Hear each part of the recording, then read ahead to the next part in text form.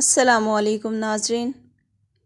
ایک نوجوان لڑکی اور موت کا فرشتہ۔ ایک نوجوان لڑکی ایک سپر مارکیٹ میں اپنے جسم کی نمائش کرتے ہوئے فتنہ انگیز انداز میں جا رہی تھی۔ اس کے انداز میں ایسے خود نمائی اور خود ستائی تھی جیسے دنیا اس کی وجہ سے پیدا کی گئی ہو۔ وہاں سے ایک نیک اور صالح نوجوان گزر رہا تھا۔ اس نے عذرا ہمدردی سے کہا، میری بہن، اپنی اس روش سے باز آ جاؤ۔ اگر اسی حالت میں ملک الموت یعنی موت کا فرشتہ تمہارے پاس آ پہنچا تو اپنے رب کو کیا جواب دو گی؟ اس کے جواب میں وہ مغرور لڑکی کہنے لگی، اگر تم میں جرأت ہے تو ابھی موبائل نکالو اور اپنے رب سے کال ملاؤ کہ وہ ملک الموت کو بھیجے۔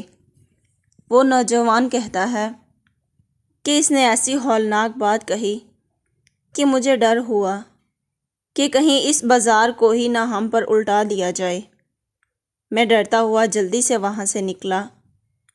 جب میں بازار کے کنارے پر پہنچا تو میں نے اپنے پیچھے چیخو پکار اور آہو بکار کی آوازیں سنی۔ میں واپس مڑا تو دیکھا کہ ایک جگہ لوگ اکٹھے ہیں۔ یہ وہی جگہ تھی جہاں میری اسی لڑکی سے بات ہوئی تھی۔ میں وہ منظر دیکھ کر ٹٹک گیا۔ وہ لڑکی ٹھیک اسی جگہ پر مردہ حالت میں پڑی ہوئی تھی جہاں اس نے ملک الموت کو بلانے کا چیلنج کیا تھا۔ میں تو اس چیلنج کے بعد فوراً وہاں سے چلا گیا تھا، لیکن لڑکی اسی وقت منہ کے بل گری اور دم توڑ دیا کیونکہ ملک الموت آ پہنچا تھا۔ عین القلوب مصطفی کامل قارئین کرام، یہ واقعہ بالکل سچا ہے اور ایک عرب ملک میں پیش آیا تھا۔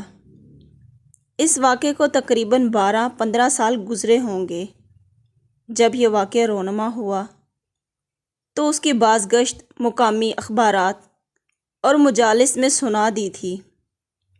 بعض اوقات انسان تکبر اور نوجوانی کے نشے میں یا تو دولت و اقتدار کے گھمنڈ میں بے حد غلط باتیں منہ سے نکال دیتا ہے۔